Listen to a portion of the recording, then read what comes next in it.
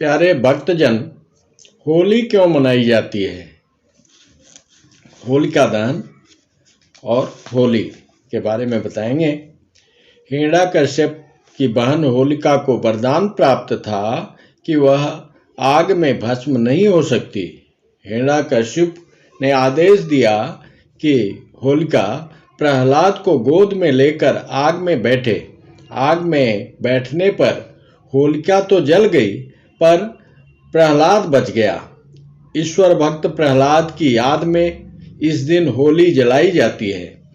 हिंदू धार्मिक ग्रंथों के अनुसार होलिका दहन अर्थात होली त्योहार मनाने की कथा पौराणिक कथाओं से जुड़ी है। सतयुग में हिरण्याकश्यप नामक एक असुर राजा था। वह तपस्या करके बहुत सा वरदान प्राप्त कर लिया था। अभिमानवश वह खुद को ही भगवान कहलवाने लग गया, परंतु उसका पुत्र भगवान विष्णु का भक्त था। जब वह बालक छोटा था, पढ़ाई के लिए उसको गुरुकुल में भेजा गया। उसके बौद्धिक ज्ञान भक्ति का प्रभाव अन्य असुर कुल के बालक भी विष्णु भगवान को ही ईश्वर मानने लग गए।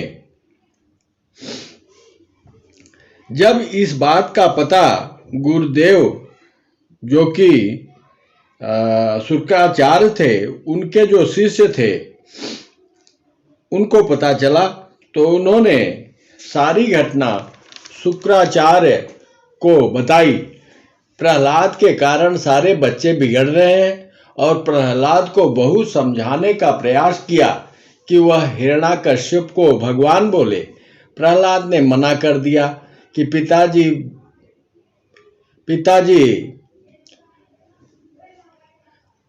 भी भगवान विष्णु के पुत्र हैं, शक्तिशाली हैं, परंतु वे किसी को जिंदा नहीं कर सकते, अतः वे सर्वशक्तिमान ईश्वर कैसे हो सकते हैं।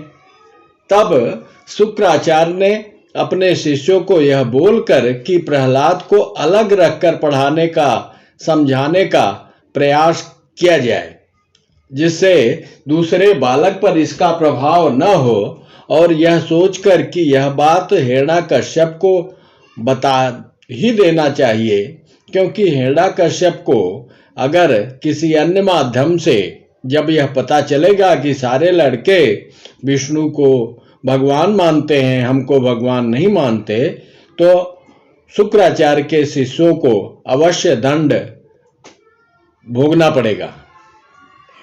जब शुक्राचार्य ने सारी बातें हिरण्याकश्यप को बताया, तो हिरण्याकश्यप ने प्रहलाद को गुरुकुल से बुलाकर बहुत प्रकार से समझाने का प्रयास किया, परंतु विष्णु भक्त प्रहलाद पर कोई असर नहीं हुआ, तो उसको बहुत प्रकार से दंड दिया। फिर भी प्रहलाद का कुछ भी नहीं बिगाड़ पाया। तलवार से मारना चाहा, पहाड़ से नीचे फेंकवा दिया, हाथियों से रौंदवाने का प्रयास किया और उबलते तेल के कड़ाहे में उसको मतलब प्रहलाद को फेंकवाया। हर बार भगवान विष्णु प्रहलाद को बचा लिए। अंत में जो उसकी बहन होलिका, जिसको वरदान प्राप्त था कि अग्नि से वह नहीं जलेगी, उसके गोदी में बैठाकर आग लगवाई। होलिका जल गई और प्रहलाद बच गए।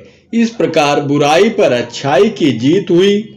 उसी उपलक्ष्य में फाल्गुन शुक्ल पक्ष की एकादशी को होलिका जलाई जाती है। फिर क्रोध में आकर उसने हिरण्याकश्यप बोला कि तुम अपने भगवान को बुला, आज मैं उसे मार डालूंगा। कहाँ है वह तेरा भगवान? प्रहलाद बोले, पिताजी वे तो हर जगह हैं, कण कण में हैं। वास्तव में हिरण्याकश्यप के घमंड का सबसे बड़ा कारण था कि वह तपस्या करके ऐसा वरदान प्राप्त कर लिया था ब्रह्मा जी त्याग देवताओं से कि कोई भी उसका वध नहीं कर सकता था। देवता, असुर, मानव, दानव, पशु, यक्ष, राक्षस, किन्नर, गंधर्व नहीं मार सकते उसे कोई न दिन में मार सकता है न रात में मार सकता है। उसे कोई अस्त्र शस्त्र से नहीं मार सकता। उसे कोई न तो धरती पर न आकाश पर मार सकता है। इस प्रकार चालाकी भरा वरदान प्राप्त कर वह घमंडी अपने को अमर समझने लग गया था। विधि के विधान स्वरूप उसने क्रोध में भरकर प्रहलाद से बोला, मूर्ख, क्या तेरा भगवान इस खंभे में भी है? प्रहलाद ने कहा कि हाँ पिताजी, इस खंभे में भी है। इस पर वह क्रोध में आकर उसी खंभे को गदा की चोट से तोड़ दिया कि बता अब कहाँ है? ये तो तोड़ दिया मैंने, कहाँ है भगवान? इतने में बहुत जोर की आवाज, घड़घड़ाहट हुई और उसी खंभे से भक्त का, प्रहलाद का मान रखने के लिए श्री हरि नरसिंह अवतार में अवतरित हुए, प्रकट हो गए। और उस समय सायं का समय था, न दिन था न रात्रि थी। अच्छा, घर के अंदर भी नहीं मरेगा, घर के बाहर भी, तो घर के दरवाजे पे उसको ले गए पकड़ के भगवान नरसिंह भगवान। न दिन में न रात में, सायं का समय, न अंदर न बाहर, घर के दरवाजे पे, न ऊपर न नीचे, अपने जंघे पे उसको बिठा लिया और न अस्त्र से न शस्त्र से, अपने नाखून से उसका सीना फाड़ दिया। और भगवान नृसिंह स्वयं आधा नर आधा सिंह रूप में प्रकट हुए थे, इसलिए न तो उनकी गणना आदमी में किया जा सकता है न पशु में किया जा सकता है। जय श्री हरि।